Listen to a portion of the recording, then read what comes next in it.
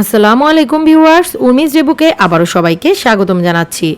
একাদশ শ্রেণীর নতুন একটি আপডেট ভিডিও নিয়ে তোমাদের সামনে হাজির হয়েছি। আপডেটটি হচ্ছে এইচএসসির স্থগিত পরীক্ষা নিয়ে আসছে নতুন সিদ্ধান্ত।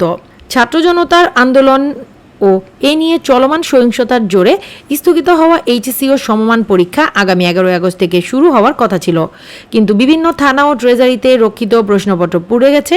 তাই 11 আগস্ট থেকে সে পরীক্ষা শুরু হচ্ছে না। এইচএসসির স্থগিত পরীক্ষাগুলো নিয়ে নতুন করে সিদ্ধান্ত আসছে।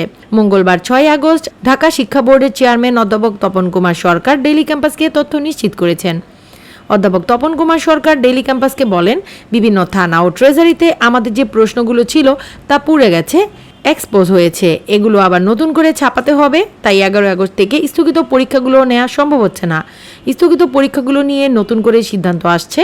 আমরা আগামীকাল বুধবার এ বিষয়ে বিজ্ঞপ্তির মাধ্যমে জানিয়ে দেব শিক্ষার্থীদের।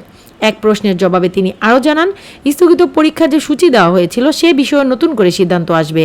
কোটা সংস্কার আন্দোলনকে ঘিরে সৃষ্ট সহিংসতায় শিক্ষার্থীদের নিরাপত্তার কথা বিবেচনা করে দফায় দফায় চলমান এইচএসসি ও সমমান পরীক্ষা স্থগিত করা হয়। 3 দফায় 8 দিনের পরীক্ষা স্থগিত করেছে বোর্ডগুলো। পরে 11 আগস্ট থেকে নতুন সময়সূচিতে পরীক্ষা নেওয়ার কথা জানানো হয়। তবে প্রশ্নপত্র পুড়ে যাওয়ায় ওই দিনের পরীক্ষাও স্থগিত করা হয়েছে। স্থগিত পরীক্ষাগুলো নিয়ে নতুন করে সিদ্ধান্ত আসছে। তাহলে তোমরা এতটুকু বুঝতে পারলে যে এই পরীক্ষা 11 আগস্ট হচ্ছে না, খুব শীঘ্রই এ নিয়ে নতুন সিদ্ধান্ত আসছে। আর আপডেট পাওয়া মাত্র সেই আপডেট তথ্যগুলো তোমাদের সামনে নিয়ে হাজির হয়ে যাব। তাই আজ বিদায় নিতে হচ্ছে। আল্লাহ হাফেজ।